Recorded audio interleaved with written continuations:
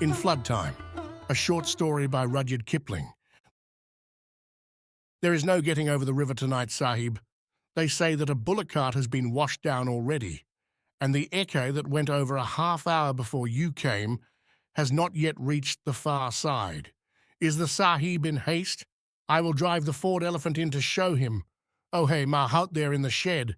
Bring out Ram Prasad, and if he will face the current, good. An elephant never lies, Sahib, and Ram Prasad is separated from his friend Kala Nag. He too wishes to cross to the far side. Well done, my king. Go halfway across, Mahuchi, and see what the river says. Well done, Ram Prasad. Pearl among elephants, go into the river, hit him on the head, fool. Was the goad made only to scratch thy own fat back with, bastard? Strike, strike! What are the boulders to thee, Ram Prasad, my Rustum, my mountain of strength? Go in, go in! No, Sahib, it is useless. You can hear him trumpet. He is telling Kalanag that he cannot come over. See? He has swung round and is shaking his head. He is no fool. He knows what the Bawi means when it is angry. Aha! Indeed thou art no fool, my child. Salam, Ram Prasad Bahadur. Take him under the trees, Mahout, and see that he gets his spices. Well done, thou chiefest among tuskers. Salam to the Sirkar, and go to sleep. What is to be done? The Sahib must wait till the river goes down. It will shrink tomorrow morning, if God pleases, or the day after at the latest. Now why does the Sahib get so angry? I am his servant. Before God, I did not create this stream. What can I do? My hut, and all that is therein, is at the service of the Sahib, and it is beginning to rain. Come away, my lord. How will the river go down for your throwing abuse at it? In the old days, the English people were not thus. The fire carriage has made them soft.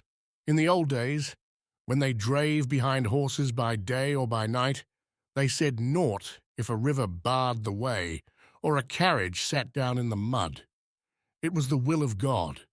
Not like a fire carriage which goes and goes and goes and would go, though all the devils in the land hung on to its tail. The fire carriage hath spoiled the English people. After all, what is a day lost, or for that matter, what are 2 days? Is the Sahib going to his own wedding, that he is so mad with haste? Ho! Ho! Ho! I am an old man and see few Sahibs. Forgive me if I have forgotten the respect that is due to them. The Sahib is not angry. His own wedding? Ho! Ho! Ho! The mind of an old man is like the Numa tree. Fruit, bud, blossom, and the dead leaves of all the years of the past flourish together. Old and new, and that which is gone out of remembrance, all three are there. Sit on the bedstead, Sahib, and drink milk. Or would the Sahib, in truth, care to drink my tobacco? It is good. It is the tobacco of Nuclau. My son, who is in service there, sent it to me. Drink then, Sahib, if you know how to handle the tube. The Sahib takes it like a Musalman. Wah, wah, where did he learn that? His own wedding? Ho, ho, ho! The Sahib says that there is no wedding in the matter at all?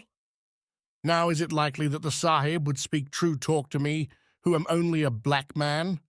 Small wonder, then, that he is in haste. 30 years have I beaten the gong at this ford, but never have I seen a Sahib in such haste. 30 years, Sahib, that is a very long time.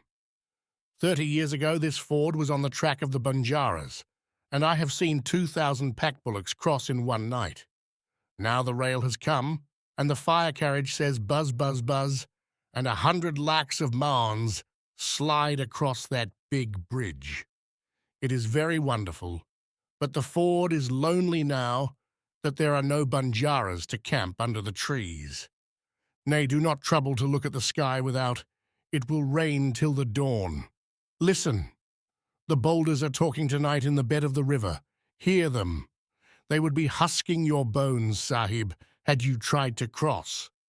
See, I will shut the door, and no rain can enter. Wahi, ahi, 30 years on the banks of the ford. An old man am I, and Where is the oil for the lamp? Your pardon, but because of my years, I sleep no sounder than a dog, and you move to the door. Look then, Sahib, look and listen.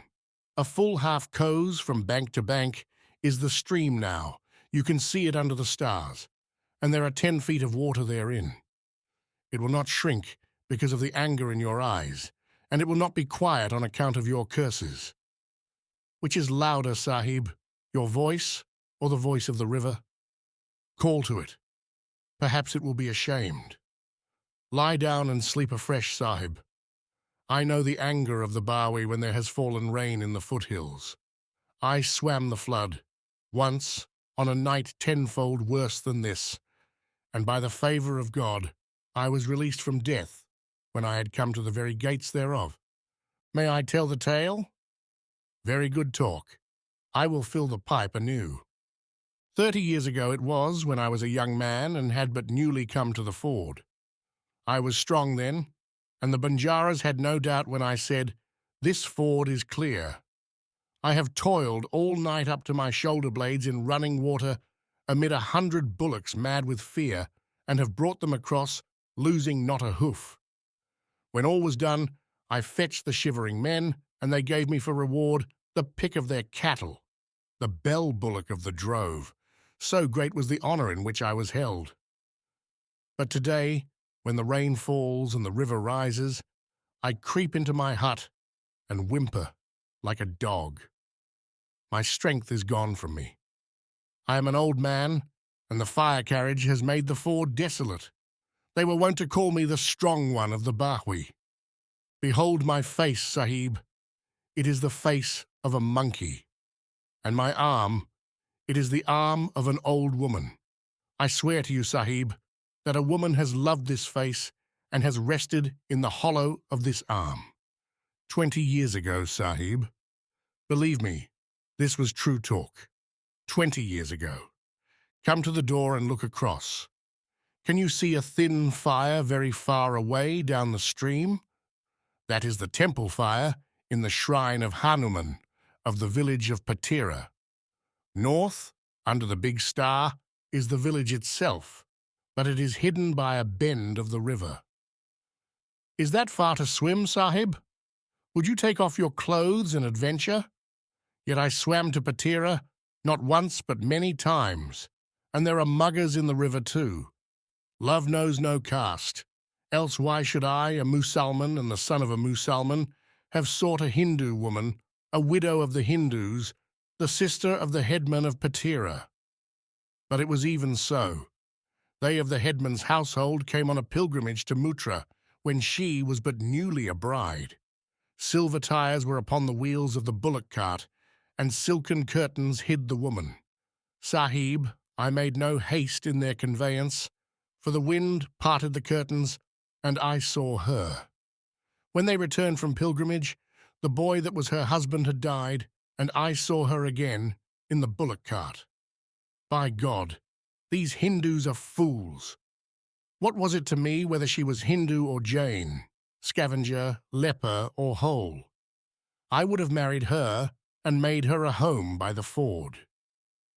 The 7th of the 9 bars says that a man may not marry one of the idolaters. Is that truth? Both Shias and Sunnis say that a Musalman may not marry one of the idolaters. Is the Sahib a priest, then, that he knows so much? I will tell him something that he does not know. There is neither Shia nor Sunni, forbidden nor idolater, in love, and the 9 bars are but 9 little faggots that the flame of love utterly burns away. In truth, I would have taken her, but what could I do? The headman would have sent his men to break my head with staves.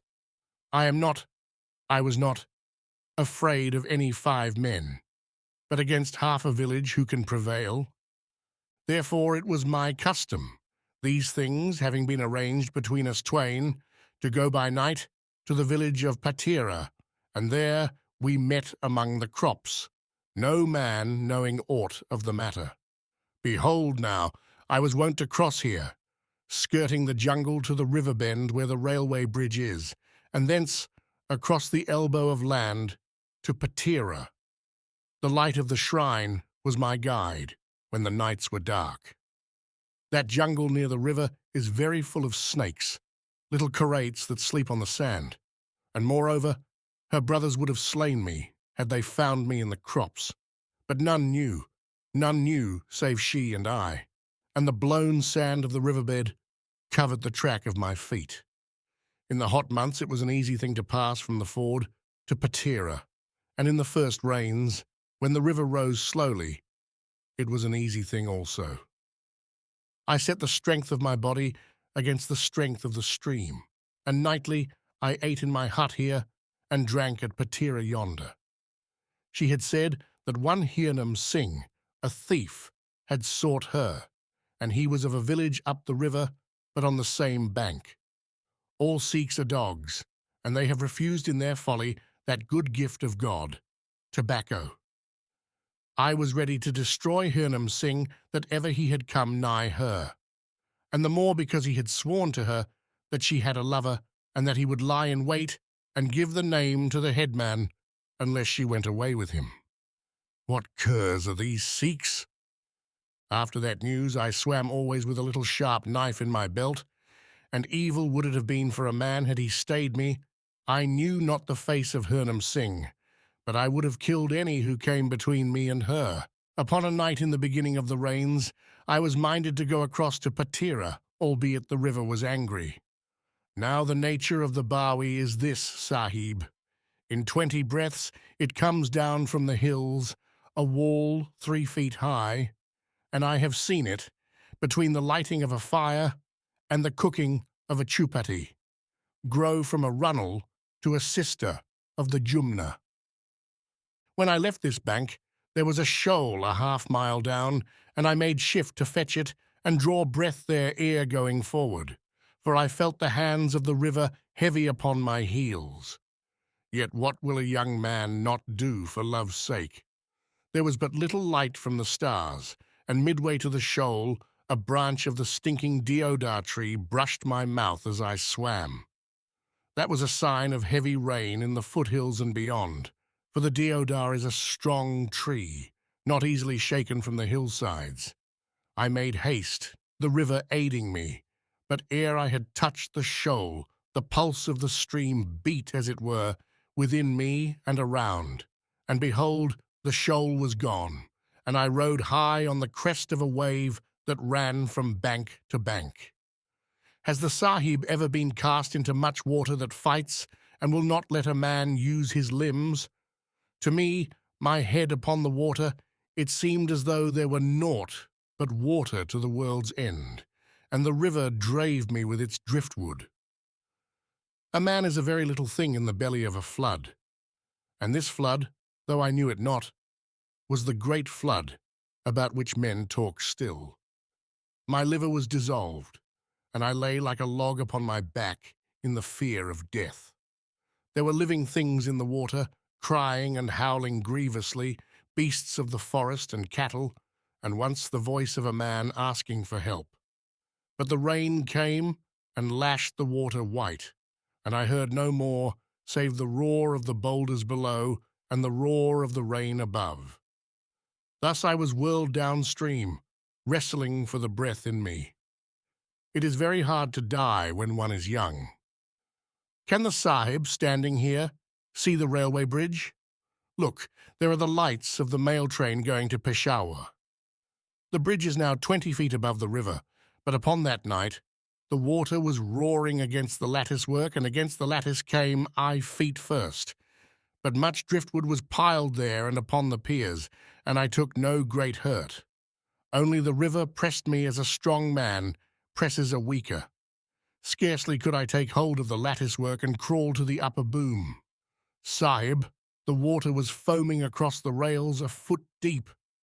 Judge, therefore, what manner of flood it must have been. I could not hear, I could not see.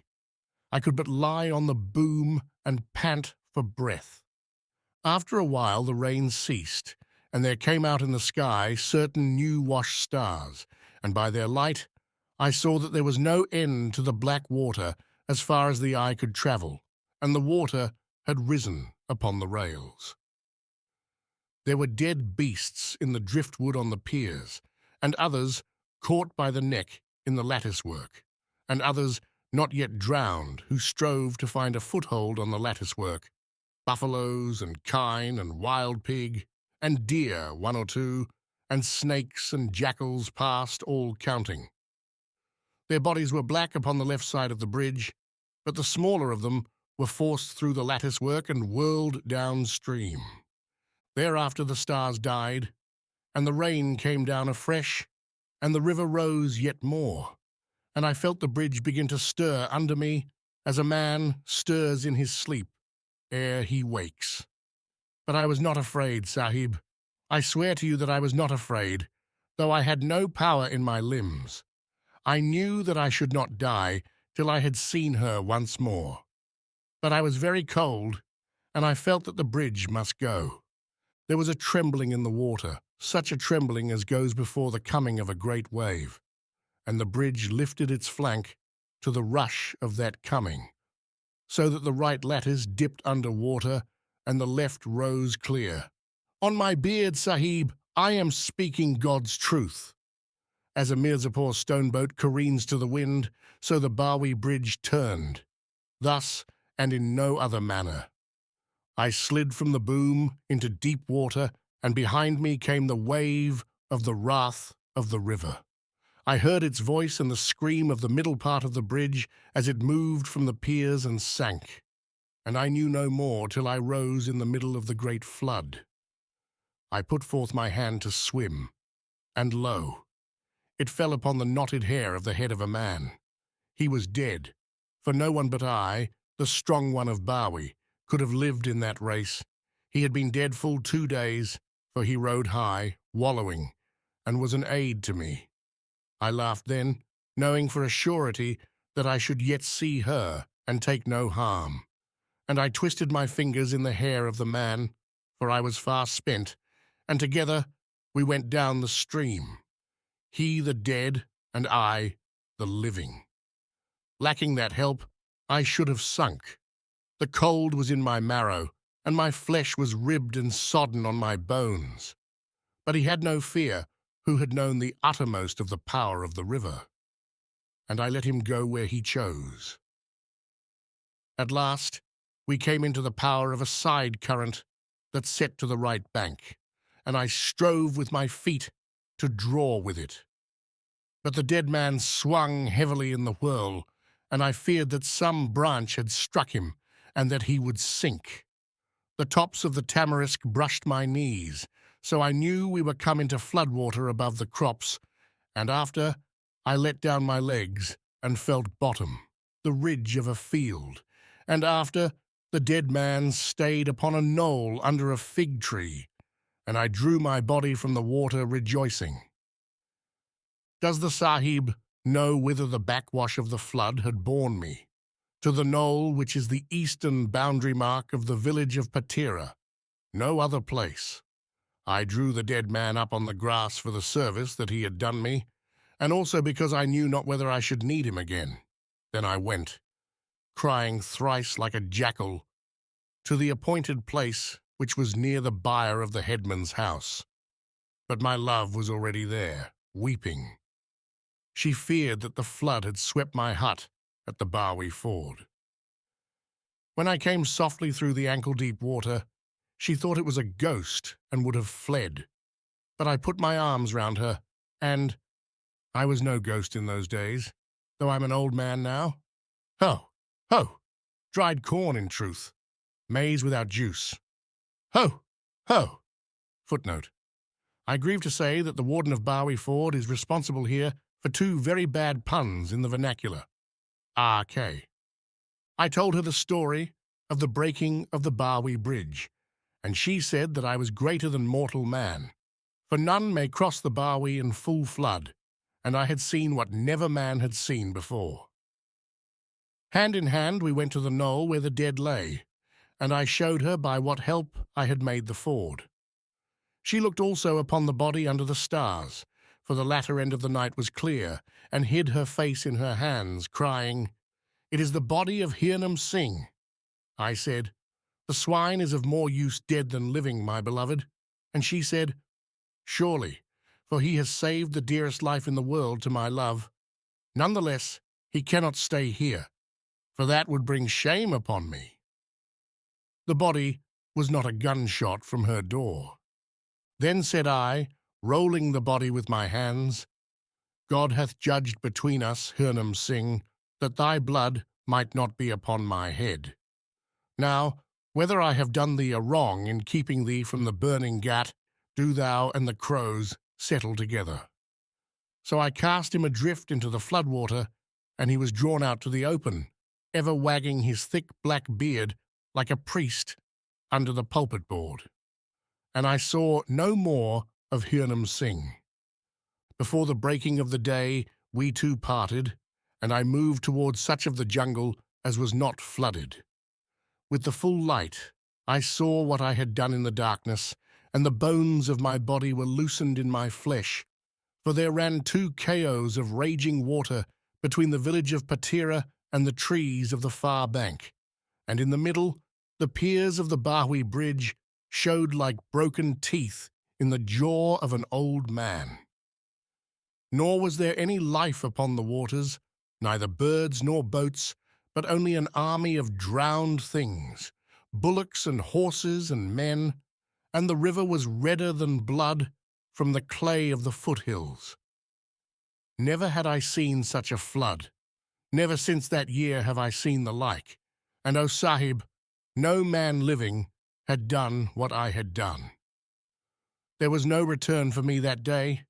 Not for all the lands of the headman would I venture a second time without the shield of darkness that cloaks danger. I went a cows up the river to the house of a blacksmith, saying that the flood had swept me from my hut, and they gave me food. 7 days I stayed with the blacksmith, till a boat came, and I returned to my house. There was no trace of wall or roof or floor, naught but a patch of slimy mud. Judge, therefore, Sahib, how far the river must have risen. It was written that I should not die either in my house, or in the heart of the Bahui, or under the wreck of the Bahui bridge, for God sent down Hernam Singh 2 days dead, though I know not how the man died, to be my buoy and support. Hernam Singh has been in hell these 20 years, and the thought of that night must be the flower of his torment. Listen, Sahib, the river has changed its voice. It is going to sleep before the dawn, to which there is yet 1 hour. With the light, it will come down afresh. How do I know? Have I been here 30 years without knowing the voice of the river as a father knows the voice of his son? Every moment it is talking less angrily. I swear that there will be no danger for 1 hour, or perhaps 2. I cannot answer for the morning. Be quick, Sahib. I will call Ram Pershad, and he will not turn back this time. Is the Paulin tightly corded upon all the baggage? Oh, hey, Mahout, with a mudhead, the elephant for the Sahib, and tell them on the far side that there will be no crossing after daylight. Money? Nay, Sahib, I am not of that kind. No, not even to give sweetmeats to the baby folk. My house, look you, is empty, and I am an old man. Dut, Ram Pershad, dut, dut, dut. Good luck go with you, Sahib.